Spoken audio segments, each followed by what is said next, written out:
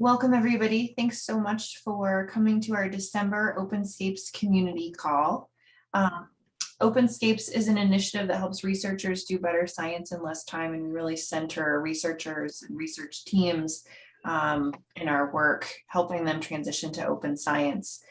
And we are really appreciative of you spending this hour with us. This is a reminder that all of our events abide by our code of conduct to support a safe, inclusive, welcoming, and harassment-free experience for everyone in our community.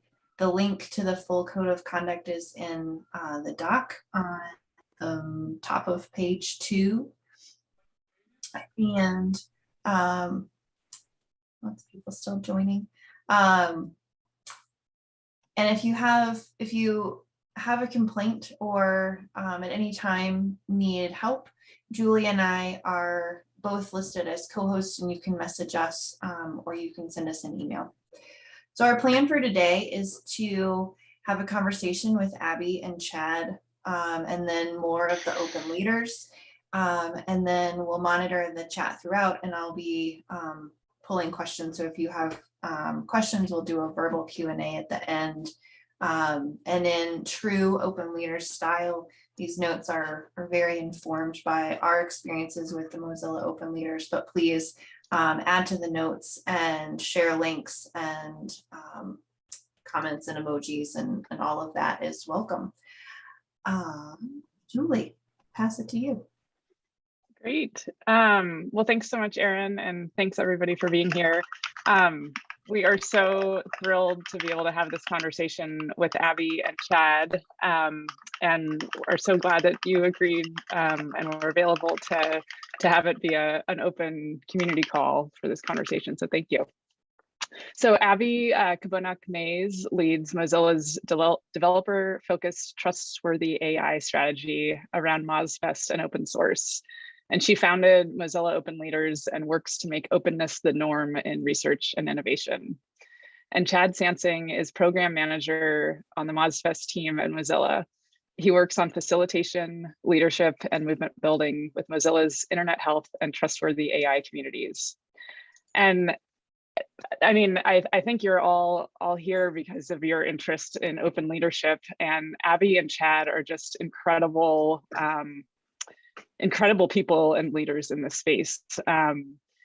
In the doc here, we've listed some of their online resources around the Mozilla Open Leaders program and WOLO, which is Work Open Lead Open, and also some of their current work around discrimination in research code. And we're just so thrilled to have you here. I met Abby and Chad in 2018 when I was participating in their 7th round of the Open Leaders program. And what you taught in that program transformed my life, just in the way to think about open, not only in terms of code or data, the way I had been exposed to it, but in a whole style of being. So that was incredibly transformational for me. But also the structure and design of the Open Leaders program, I think, has been so, it was completely new to me. It's unique to anything I've ever seen. And it was something that you so graciously shared in terms of the design as well. So we're just so happy to have you here. So thanks for chatting with us today. So I don't know if you both want to just say a quick hello before we jump into the celebrity interview. Hi. Sorry, I thought Chad was going to say something. But no, it is such an honor to be here. Thank you so much for organizing this. And it's so fun just to be able to talk about this program and just talk about the design and just see so many familiar faces again. Chad? Yeah, dittos. What a delight and treat to be here with all of you. And I think that, perhaps the kindness of that introduction can only be matched by how much thanks and appreciation have for all of you doing this work, and all of you who participated in the programs in the past and taught us so much about kind of facilitating them more and more successfully as we went on. So looking forward to the conversation today. I will know, regretfully, I have to leave a little bit early for kid duties, but let's go. Awesome. Well, thanks. So our first question that we wanted to ask you is if you could give an overview of the Open Leaders program for folks that might not be familiar here on the call, and also the need you saw that led to its creation. So if there was a spark or anything. Yeah, and I think I'll start with the definition of Open Leaders from our Chad here. But Open Leaders, they design and build projects that empower others to collaborate within inclusive communities. And we really wanted to find a way where we can like create more of these leaders or just have more of these people doing great work around the world. I'll say, so Mozilla Open Leaders, it really started as a mentorship and training program around open practices. And now we have this network of communities that are really running their own open leadership programs around the world. And we'll be hearing from a lot of them. Later, I see, Andre with Open Hardware, Beth Bear with Open Post Academics, and Yo and Malvika with Open Life Sciences. So I didn't really need to say all of your things, but I'm so glad that you're all here. So it's been really great to see that transform over time and see how we're having these more specialized groups focusing on open leadership and creating these, these communities that are helping others collaborate. So really what saw the spark for me when I was part of Mozilla Science, I was lead developer there. And we had a whole lot of these open source software projects that were great. And we had this giant community of industry engineers and developers that wanted to help. But when we put them together, it wasn't as effective as we thought it would be. And that's where we really saw that need for that open leadership, that when there isn't someone stepping in to do that leadership piece, it is really hard for community to come together and make something good. So that was a bit of the spark for me when I was part of Mozilla Science. And some of you might remember the Working Open workshops. So I think that was the very first iteration of this work. I don't know if Chad wants to add anything there to that question. My first experience was a Working Open workshop that I got to go to, I think perhaps in Boston. At that time, organizationally, when I kind of became involved with Open Leaders, we kind of shifted from maybe like an audience approach to a more issues-based approach with internet health, for those of you who remember that shift, and have continued to mature and evolve into a focus on trustworthy AI. But coming on to the Open Leadership team, which came into existence, after other teams kind of sunset or wound down or were brought together, like the Learning Team or Open Science. With my background, I was really kind of fascinated with what Abby was doing and Xana and others were doing with the developers and thinking about how to get those project management and community management tools, but also philosophies into the personal practice of folks who maybe we can think of as civil society actors in places like education, the GLAM sector, journalism, some of our past audiences, but also people in those audiences coming to Mozilla for the first time.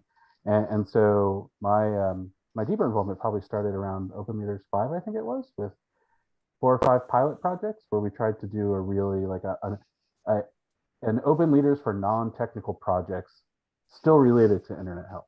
So if you worked somewhere in the world and you were not, let's say, a web developer at that time, but the internet was essential to your work for community outreach or organizing or data, something like that, how could we create a similar experience for you? And the pilot group that came out of Open Leaders 5 became its own cohort or 2 in Open Leaders 6 and 7, I think, right? Yeah, I think that's right. Wow, that's so awesome. I didn't know that history so it sounds like it started as to meet the needs within Mozilla for software developers as like a spark, and then could you walk us through the evolution of audiences? Oh man, okay, somewhat. Yeah, and I think we definitely saw a need in the science community just to help scientists really work in a way that the people who wanted to help them could. So that was the main, to me, that was the main thinking point. Words are hard for me today, it seems like. After that first round, my role actually shifted. So I became a developer engagement manager across Mozilla Foundation. So then suddenly I was thinking about developers from all the different audiences we care about, not just science. So for the next round, I think this is when I started calling it Mozilla Open Leaders. We got people from like the education space, from open hardware, from open arts even, and tried to find projects that we wanted to invest in. And around this time, my husband was also running a startup accelerator here in Toronto. And just seeing that model of like finding people who have good ideas and they want to build something, but then giving them resources, time, skills, and just space to build something great and like make those connections that they need to launch a startup. I thought that could be applied to what we were doing here.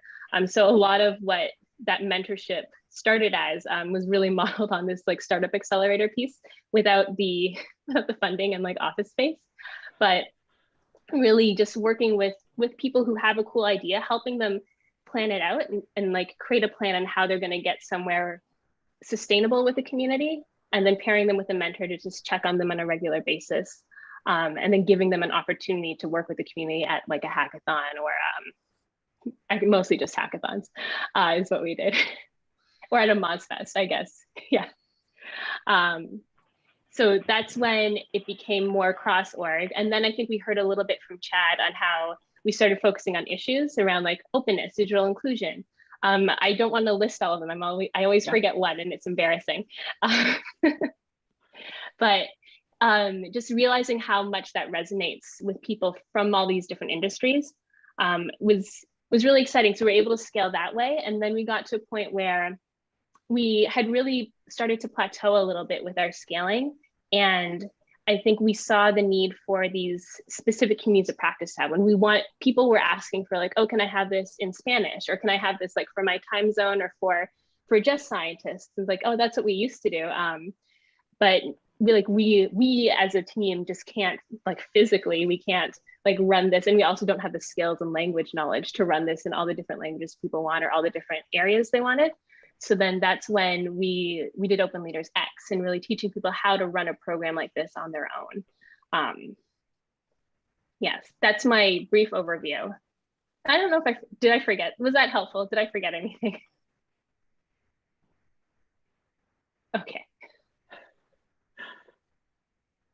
Yeah, that's super helpful. And Chad, do you have anything to add or?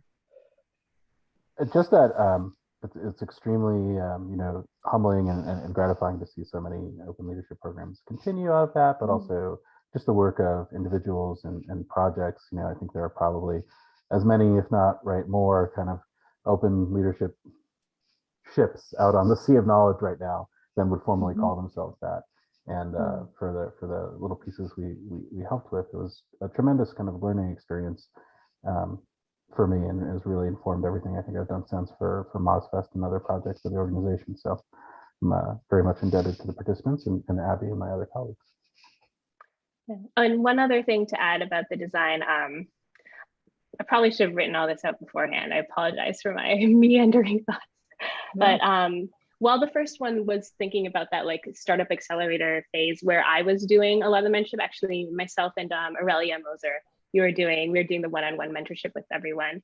By the next round, this is when we started to think of our work as movement building. And I really started to draw on some of my movement building experience.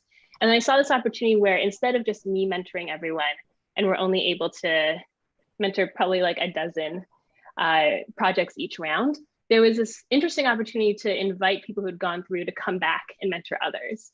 And that's a nice way for people to sort of multiply themselves to create other open leaders doing open projects. And I thought it was a great learning experience where honestly, I feel like I learn a lot more by teaching than I do the first time around where I'm learning it. So forcing people to teach others and sort of get that like hands-on experience telling someone how to become an open leader. I thought that was a great way to really help us fuel this movement where we want to see more openness happening and we want to see more collaboration happening around the world. And yeah, Daniela's comment there, it's such a great way to empower others. Yeah. I think the other roles were supremely important as well, like inviting people to come back as community co-hosts, I think was another great way to kind of supply some mentorship on how to facilitate such a thing. And like the little weekly prep meetings, so the micro stands that went along with that, I think were an interesting model. The experts, if you did not necessarily have time to co-host or to mentor, you could come back and be on call for a meeting if a project needed your particular form of expertise. I think that was another great kind of returner role. And I think that was, something especially kind of innovative and forward looking that Abby came up with that is still, perhaps even more important today. Although I've kind of shifted to encouraging people to always co-facilitate, just to keep an eye on both to pay attention, I should say, at once to the people and the technology, just because it's so difficult right now with everything people are feeling to like try to manage a Zoom difficulty while also helping people. Downloading something. Okay, my internet is. Nope.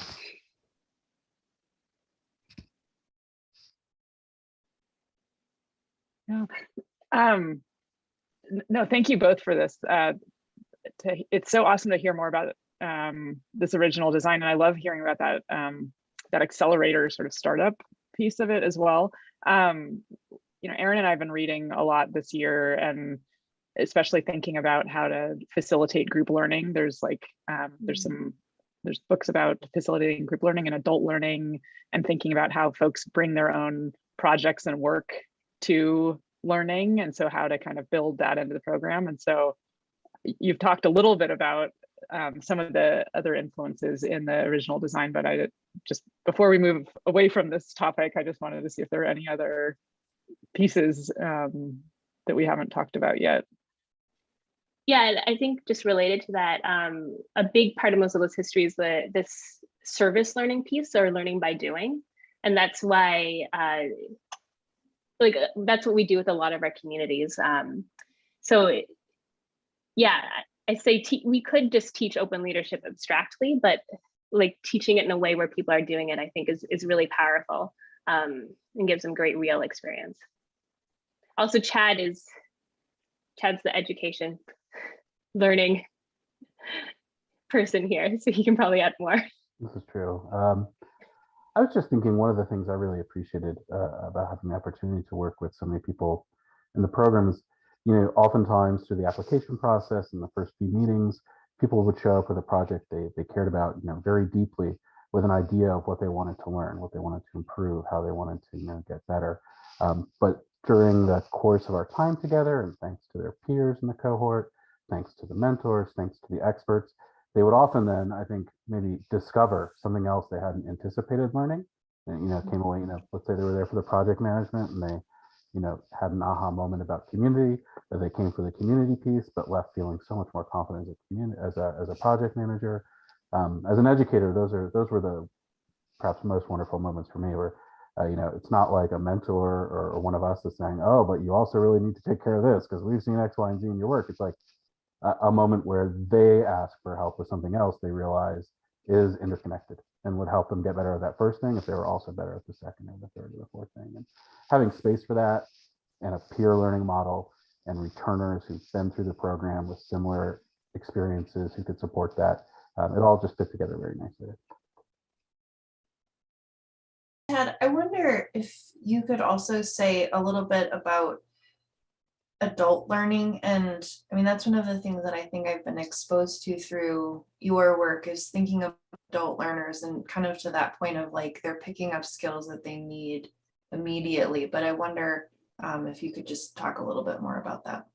Yes, my deepest secret is that I actually don't see adult and children learners as that difficult. And in teaching middle school, would often try to, not treat students as, 25-year-olds or anything like that, but, in the workplace, but really kind of meet them where they were and think about later in my teaching career when I got better, what did they want to get out of something? What might be useful or interesting to them? But just in general terms, right?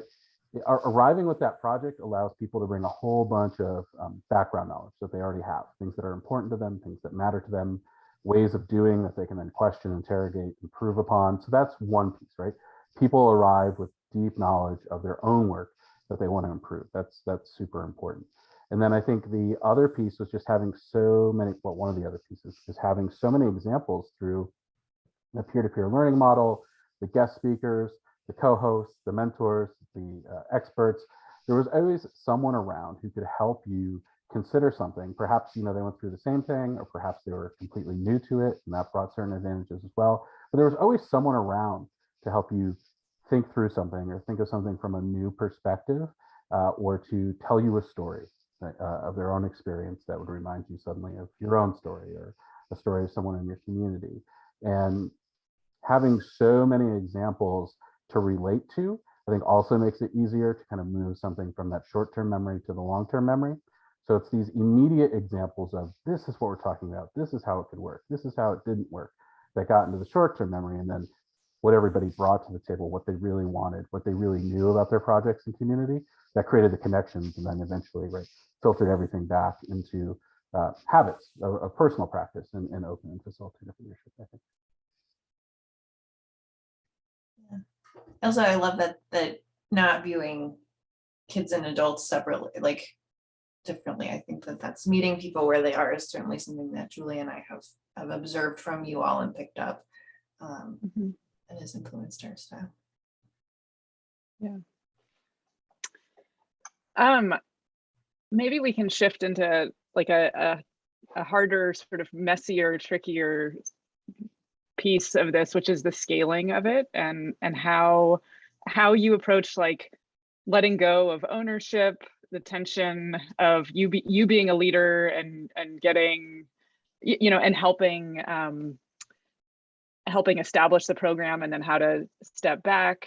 We're also thinking about the tension of open and freely available, along with invisible labor and attribution and volunteer. And so this is something, you know, we're kind of constantly thinking and iterating on. I'm just wondering if you could talk about that, how you approached. It's really tricky, I'll say that. And I'll say at the beginning, like I could have continued the program just by personally mentoring every project that went through. And honestly, not that I'm the greatest mentor, but like the quality control would have been there. Like I know I can mentor. I had to put a lot of trust in the people coming back who are going to mentor, but I thought there was really good value exchange for them too. And just the opportunity for them to be learning as they're mentoring others, and just giving them those skills to be able to teach others, which is really important in a movement. So I thought that was really core to movement building, being able to let go and just let people make some mistakes. And yes, you'll occasionally have like mentors who flake out part way, or things happen. But overall, I think you get you scale because it's more than I could mentor at once. But you also just you get a much more rich like connections, and you have a community of people who know how to impart knowledge and know how to like share about openness and help others be open, which is what you really need to fuel a movement. So that helped me get rid of some ownership, both the first time with like asking people to be mentors, and then even later on, like ask people to run their own program, where like I really don't have control over the quality of mentorship there. Just knowing that this is what the movement needs, and this is how we see real change. That helped me let go of some ownership. The other tension about things like being open and then relying a lot on volunteer labor, I think if I could, I would pay everyone for doing all this volunteer work. But in lieu of that, we did spend a lot of time thinking about that value exchange. Like, what are people getting out of this, and what limits can I put on their volunteering time to make this really worth it? And just how can I make sure that people come away from this with a good experience, where they're actually learning something and actually getting value out of this, even though I can't pay them to do this. But there still is a reason for them to come, and there's still I don't feel like I'm just taking advantage of you. Like I really want you to learn something and grow by going through this. And I think Chad really helped a lot with even just the language of value exchange and figuring out how we can do that. So and sometimes it was as simple as like creating a little like certificate, a real certificate, but like it's sending that PDF to people that they've like graduated from this. Or being willing to write little like recommendations on LinkedIn and little things. I think a lot of people really valued that, but Chad can talk a bit more about that value exchange. Yeah, I mean, the certificates I think were helpful. The handwritten thank you notes that Abby sent out, and that many of us then kind of chipped in on it, some all hands. Those were happy memories, sending those letters, or signing those letters, making little notes on them. But yeah, I think the trick is always, well, first of all, please take what I'm about to say skeptically, and understand that it is probably horribly blinded by privilege, and I will mess something up. But when we talked about the value exchange, and we had like a taxonomy of them, and we thought things through and shared things with people, I think the important principles are being mindful upfront of doing everything you can and talking with others to make sure that you're not being extractive or exploitative, and having almost like, a return or a learn or participate by consent kind of model. And many times I think perhaps the benefits for people at their local level when they went back and were able to achieve something new in their project, perhaps we're not visible to us, but we're visible to them. I do think, Abby did a great job, and we continued throughout my time in the program to have that directory of experts, to have our page recognizing co-hosts, project leads. So we tried to amplify that work. We tried to use platforms like MozFest to amplify a lot of that work. So there were things and opportunities where we saw a chance to connect people with a funder or a new audience or new contributors. Mm-hmm. We wanted to do that, and we wanted them to feel comfortable, confident going forward as community and project managers, and offer those points of recognition that they could hold up to others in contexts where that was helpful to their projects or to their work. Yeah, and just to add quickly, even just looking at how movements grow, it's really tough to compensate people for their time in a movement. So I don't know what my point was with this, but yeah, looking at that value exchange and just making sure that people are here because they want to be, but also that they're getting value out of that, and they can leave whenever they want to. I think not locking people in was really important to us. So that we renewed your mentorship status each time. It was for a set period of time. We renewed your expert status each time, just to make it really easy for you to leave. I think that was a key to keeping people who actually wanted to be there, who are actually getting value out of this.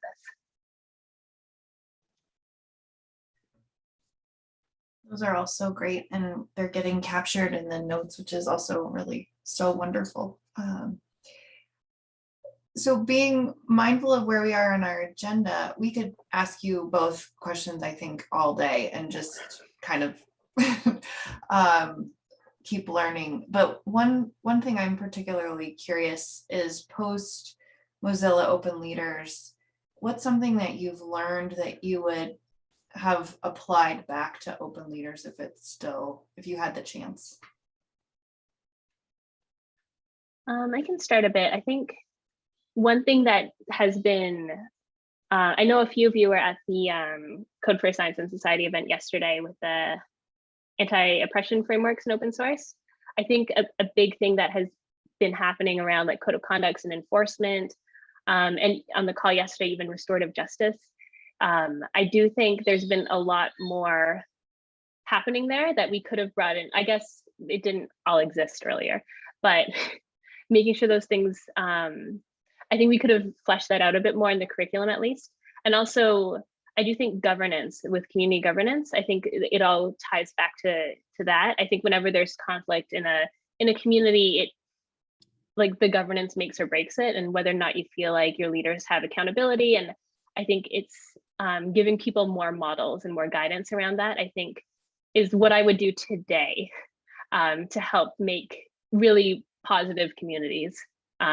And that's on the curriculum side. Would absolutely second those things. And I think perhaps at a super practical level, might reconsider yield a mountain of engagement as something more like a matrix of engagement to better capture the ways people move all around and occupy different spaces in a project. And one thing that I've been trying to talk about with our Trustworthy AI working group project leads, in addition to understanding that matrix of engagement, and not every contributor is a unicorn contributor, so to speak, is to be patient with yourself and the project. To really, we talked about this, but I think I would emphasize even more, things change over time, and people and projects are prime examples. But one thing might be to imagine where you are now, where you want to be a little bit in the future. And this plays off the idea of the mountain of engagement. I've been encouraging people to find ways to not say no, right? People's time right now, their emotional labor, their capacity for things is so challenged just by, living and in some cases, right, surviving, that when they show up and they want to help you, that feels like a bigger deal than maybe it did 5 years ago, and it felt like a big deal then. And so I'm encouraging people to think, if someone comes up and you think, oh, well, right now we're really in the middle of development, this person's not a developer, like, have an idea of when you're going to get to testing, or have a survey, or have a UX experience that you can just have and use either soon or anytime you need it, and find ways to say yes or in a little bit, and fewer ways to say no, because people showing up now for you is especially significant. And then, of course, in other contexts, it has been especially significant always. But that's just something I have learned to become more aware of and try to talk about more now. Thanks so much to you both. And I think that's especially, yeah, thanks, Chad, for talking about this time in the pandemic, particularly. Before we switch over to invite some of the other OL groups to share, Chad, I know you're going to have to drop off. So do you have any final thoughts before then? Just gratitude, and I put some links down below. I hope they're interesting to you. To lift up some work of others, the Open organization, that's kind of the open source folks and community organized loosely by the Red Hat people at that particular Linux company. They've recently published an Open Leaders definition that I think is an interesting evolution and step forward from where we kind of left things with Open Leaders and OLX. They did? Yeah, to check that out. Didn't Probably even know some that. old foes, even older foes than me, probably contributed to that. And yeah, I'll close with the gratitude piece. Thank you all. I'm going to go find one of my kids and come back and watch the rest of the recording as soon as I can. Awesome. Bye, everyone. Thanks, Chad. Thanks, Chad. So now we were going to switch over to some OLX community shares with starting off with the Open Life Science team. And, this is pretty informal. We were thinking of 5 minutes per group. You're welcome to give 3 minutes of background, and then we can chat a little bit and ask questions. And Daniela, I know you're here as well, and we can have you talk about open peer review too, if there's time, which would be awesome.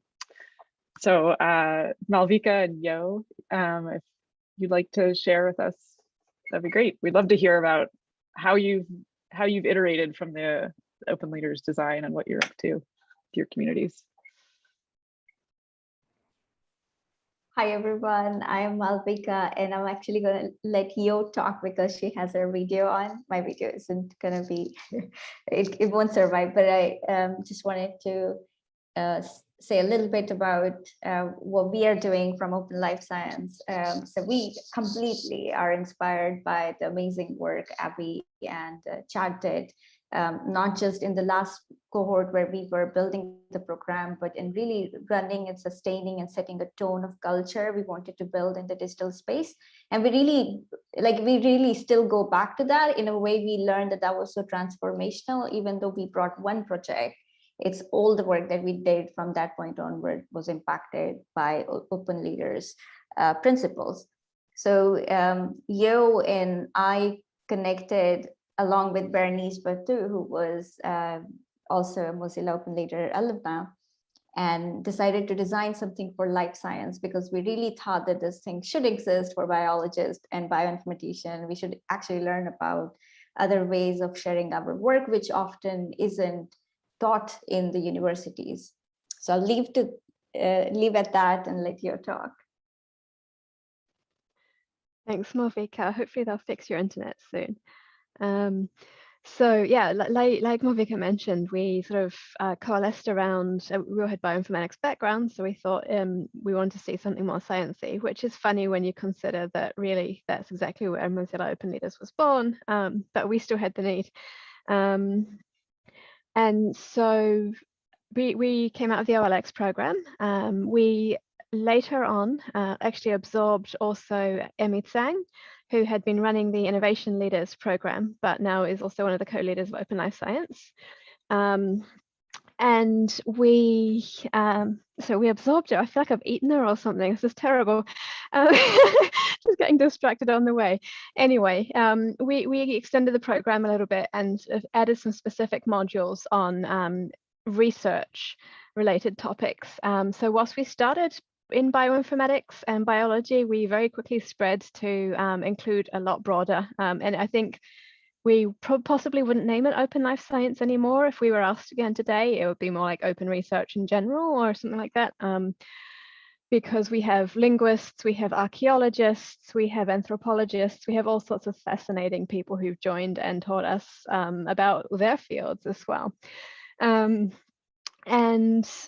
the program is slightly longer. It is 4 months, 16 weeks, and we not a whole bunch more I think I can add on this. I guess our model is slightly different. We do run 2 cohorts a year, and we are able to offer small stipends for participation to help encourage global participation, and also small mentor honoraria. That's about it, I think. I will stop occupying space.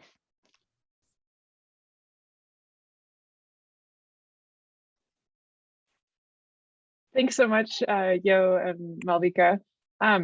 Any questions from anyone in the chat, or feel free to unmute.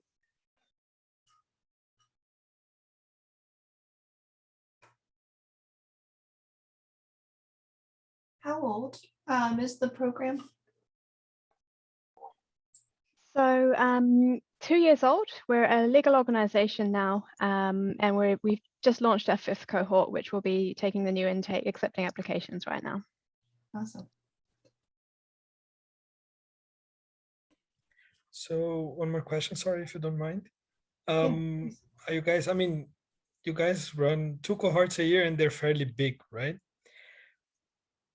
They vary. How- So the last yeah. one's been a bit smaller. Sorry. Right, but my question is more in the sense, are you thinking about scaling in the same way that Open Leaders became OLX? Could you try to branch out and do specific areas of science? Because you also mentioned that you have archaeologists and people that are in different areas and so on. Kind of. So in terms of like inviting expert speakers for cohort calls and stuff, it's a big overhead every time you add a new call to suddenly need 3 or 4 more speakers, which has significantly discouraged us from doing that. However, we have plans until at least OLS 8.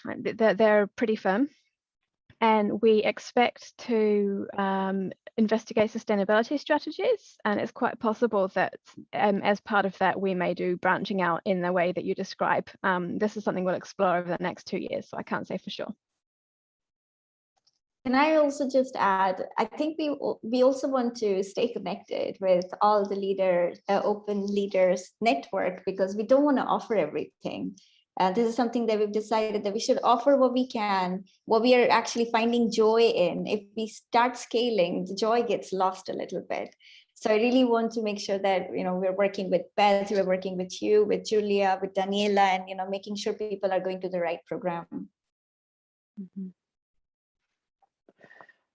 Thanks so much. And I really appreciate that all of this with that last comment about what brings you joy and for your energy, because that's something we've been really thinking about as well as we're grappling with this scaling and question too. Well, shall we move over to open hardware with Andre? Yeah. So and thanks to the Open Life Science group. Sorry. Yay, yeah. Andre. Yeah, sorry for cutting you there. Thank you for the invite. Thanks also Abby and all the other people who are running open leadership programs. As you mentioned, it's been great to interact. Sometimes it's experts, sometimes it's just somebody to talk about a certain project and so on. And so open hardware, we were initially open hardware leaders as part of the OLX cohort. And we basically ran a pilot. It was me, Julieta Arancio, Alex Cuchera, and Jose Uja. So we were a little bit spread out in Europe as like people in different places and so on. And these worked quite well, I think. And we had to adapt a lot of things for, hardware, because, I mean, at least if you think about developing software, there is a lot of particularities for hardware that basically almost all hardware projects contain software. And so you need to account for those two things at least, right? And then what we did was what I think is most interesting from our experience is that we actually got a little bit of a grant from Mozilla, which we used, and this was just before the pandemic. And so we're going to run an in-person event where people are going to review our curriculum. And then we ended up running this as an online thing where we paid for experts' time to actually review the curriculum of the pilot that we ran. And then with their input, so we did a community and an expert consultation. So first community, people wrote a lot on a Google Doc, right? We tried to polish that a little bit, make like sense of the thoughts and try to organize a little bit. Then we put this up for experts. We really balanced out where the experts came from, what background they had, if they were gender and also ethnicity and all sorts of things that we could think of to balance out, to try to have as diverse as possible input from experts. And they, try to filter that content into something that we are now actually, until now, we're actually finishing this week. We're finishing the updated curriculum and launching the next cohort, which is going to run at this time a little bit differently. So we're going to run this with students at the University of Bath. And then after that one, we're going to run an online open call, because we basically want to test, this and see how this curriculum review went and so on. And I think that's pretty much it from my side. I guess, yeah. So I guess the most exciting part of what we did is actually put all of our curriculum up for review by the community and experts before running another one.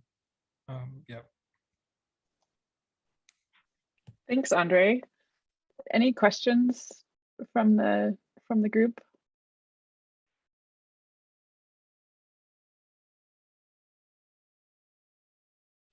Yo. Andre, congratulations on having the next cohort. When can we learn about it, and what will the new curriculum look like?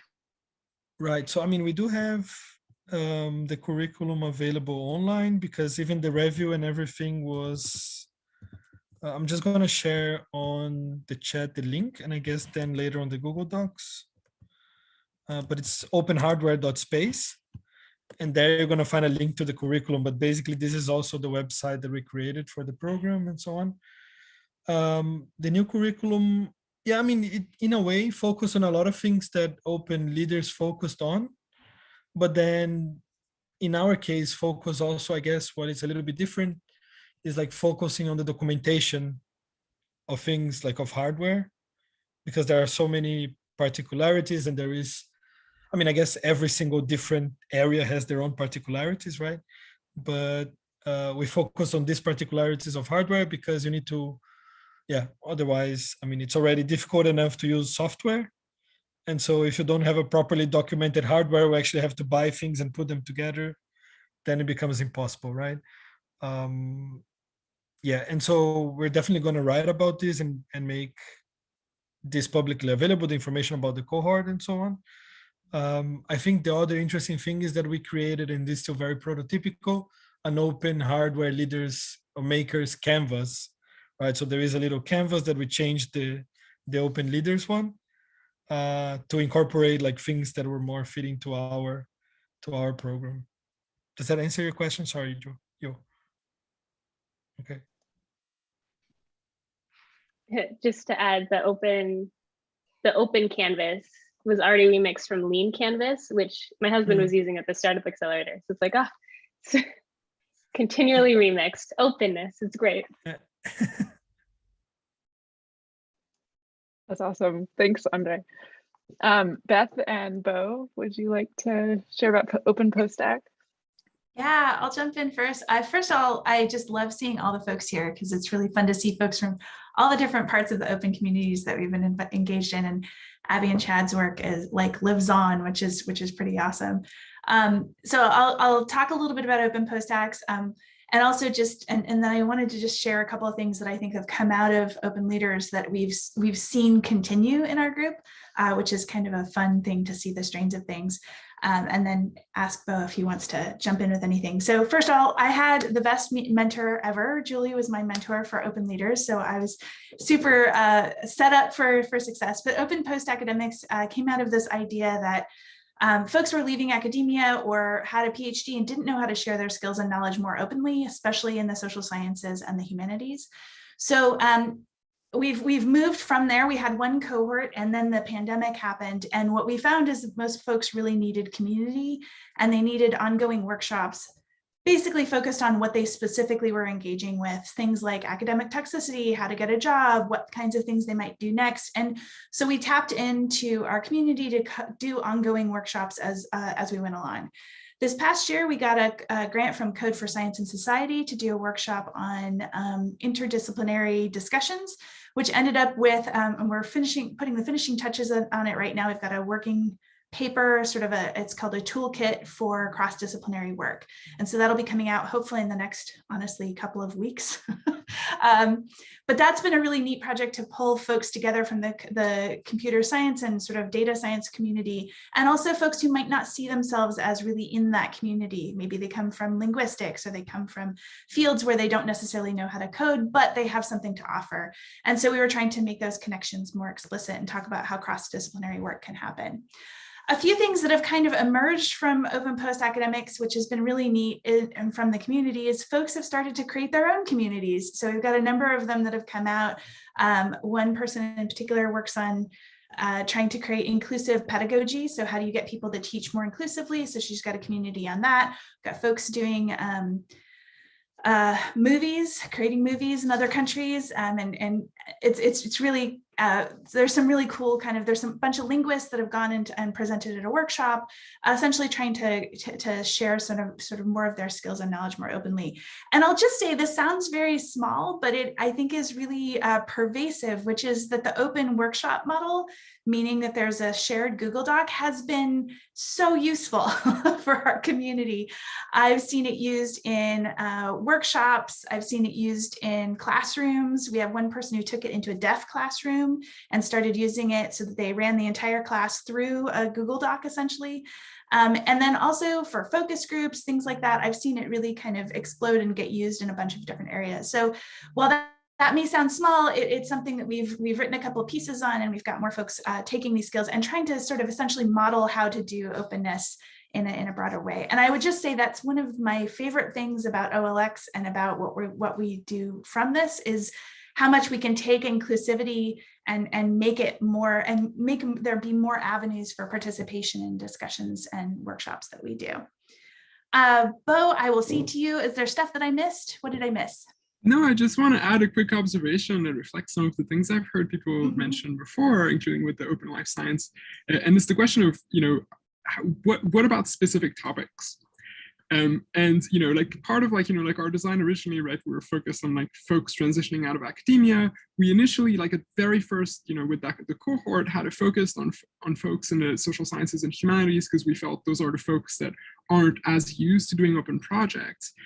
But it's kind of been part of our trajectory to like not be in the business of defining ourselves in terms of topic. And we're realizing over time that actually comes with difficulties on multiple areas. The biggest one for us, because we're into open projects, is the passion and joy often tends with open projects tends to be in topics and specifics. There's specific things that we want to see happen in the world. There's specific things that we can get folks to rally behind. There's specific things we can get movement building, around. And that's an area that's been tricky for us to navigate, and we're experimenting currently with like ways of doing that. And that small project we did with the Open Problem Workshop was part of us experimenting with this. And stay tuned for more on this, from us with, for next year.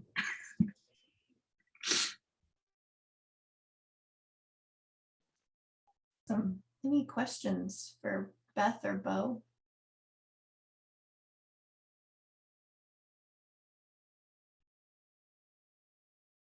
Love. I do. Sorry. Yeah. Yeah, Andre. Go ahead. So from what you're saying, it sounds to me that you're focusing on something that we've been thinking a lot about here as well, like on the university where I work here, basically that the students, they pick up all of the skills that are not necessarily transferable, or they don't know how to do it, right? And we've been thinking, how can we incorporate more of these skills like throughout their program? So are you guys thinking in a way also in that sense? Is this something that you're trying to like do the program as it is, which sounds great, but then also like how can you make a top-down approach so that this is kind of like already ingrained into like the process of graduating? And then, you see what I mean? Or does that make sense? Part of what Sorry. no, it's okay. Part of what we've been struggling with, so folks leave academia, or maybe they're still in academia and they're trying to figure out what to do next. And one of the challenges is in the academy, if you have a PhD, you often look to writing a book or writing a peer-reviewed article. And those are your two examples of what you should do to be able to get cred, basically credibility. And what we're trying to suggest is there's a lot more ways to do that. And they can involve writing articles but running workshops, doing things where you're sharing your knowledge in other ways, being able to create communities, running communities, that those kinds of things and those kinds of projects can start to add more outside of the academy. What we found is that our community really struggles with the idea of projects, and we're struggling with it a little bit too, because we want them to do projects. But when we say do a project, they get, oh, no, I don't have a project. And this is somebody who tells me that they don't have a project when they've been running this whole series of workshops. I'm like, you have projects, right? I know you do. It's just defining it like that. So we've been trying to experiment a little bit with like lowering the bar a little bit. How do we talk about these things without having them be kind of big deal? But then we're also sort of saying, well, maybe if we did them in community, we'd be more able to kind of pump each other up and make them a big deal. So, Bo and I both have done other work with Mozilla in terms of the accountability case labs for Bo and for myself and MozFest. Some of those things we can amplify other projects. So could we do something similar where we share information from folks and kind of help each other create more stuff? That's sort of what we're playing with a little bit right now. Say the trustworthy working group model Yeah. that Abby and Chad have been working on, for the last 2 years is also really inspiring for us as a direction for the future, as opposed to the focus on cohorts. I mean, we still like the cohorts idea, but right now that's kind of what we're talking about. Yo's comment, people not realizing the work they do is valuable or project worthy makes me think of the CS&S Event Fund program. Applying for that grant was a joy because it appreciated stuff I do that academics rarely care about. Yeah, definitely. I mean, and that community too is very much connected, right? So all these open folks being able to connect is pretty awesome. Malvika, do you have a quick question? No, I'm going to leave the space for Daniela and add in the chat. Awesome, thanks so much. Daniela. Hi, it's okay. I don't need to. I'm just gonna say something very quick. I know it wasn't planned, and it's the end of the. We're happy to have you, please. All right, sure. Hi everyone. So yeah, we have taken also the model and what we learned from fantastic open leaders pre-review. All three of us, Sam Hindle, myself, and Monica Granados, come from that. Actually, Monica joined the team because she was a mentor for us in that program.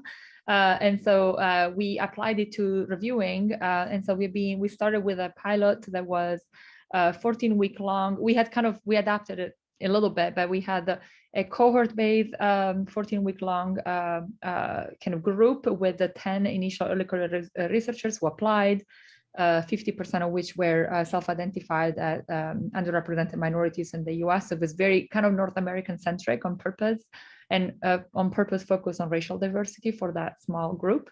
And then we paired them with journal editors that volunteered and were screened, and we developed training for the journal editors, which was also very interesting.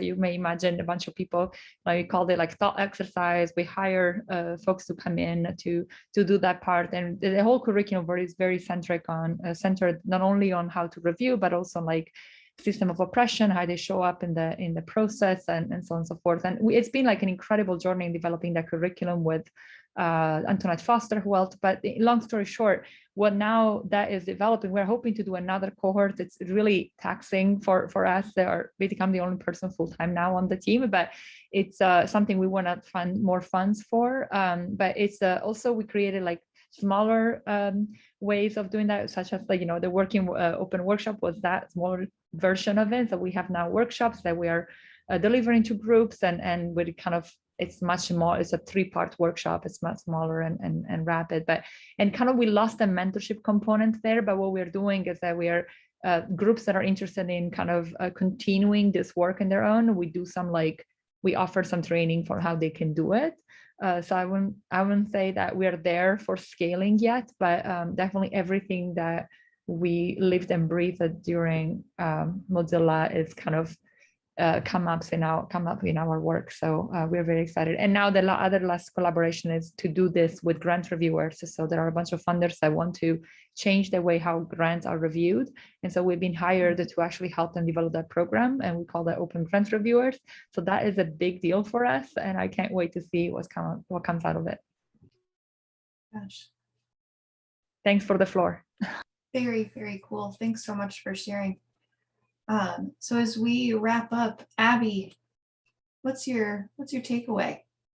Oh man, it was so exciting just to hear what all these programs have been up to. I think a lot of you know I've been on parental leave, so I haven't been as on top of everything that's going on. So just hearing this update, it's just amazing. I think my takeaway is just to is that openness is working, that people are doing this work around the world, and you're all these excellent open leaders, and you're inspiring others, and just huge thanks for doing the hard on the ground work. Thanks to all of you. Thanks, Abby. I mean, I think to me, it's been so cool to hear everybody share this morning, and the impact that you and Chad have had with open leaders on us and on all of these groups, I think is profound. So it's been cool to see it all tied together. Julie. Yeah, just being mindful of the time, and knowing that we could have planned a whole summit on this so that we could all share more stories and tips. But we do have a efficiency tip and an inclusion tip in the doc. These are the way that we've started ending all of our cohort calls. So there's a keyboard shortcut that you can play around with using the arrow keys and in combination with things. And an inclusion tip is, as we become braver as being allies for other people, something that we've been practicing or trying to practice is to ask the question, what makes you say that? To help other people reflect on their language, or to sort of challenge their language in a way that doesn't feel as scary for us as a way to start. So we wanted to pass that forward too. That's from the Better Allies newsletter. And there are some links for Abby and Chad on Twitter, and you can follow us on Openscapes as well, and join us at other events. And we'll figure out a way to keep these conversations going, because it's so awesome to see all of you, and it's been way too long. So thank you so much. Have a great rest of the day and happy holidays. Stay safe, everybody. Thanks, everyone. Thank you. Thanks. Bye.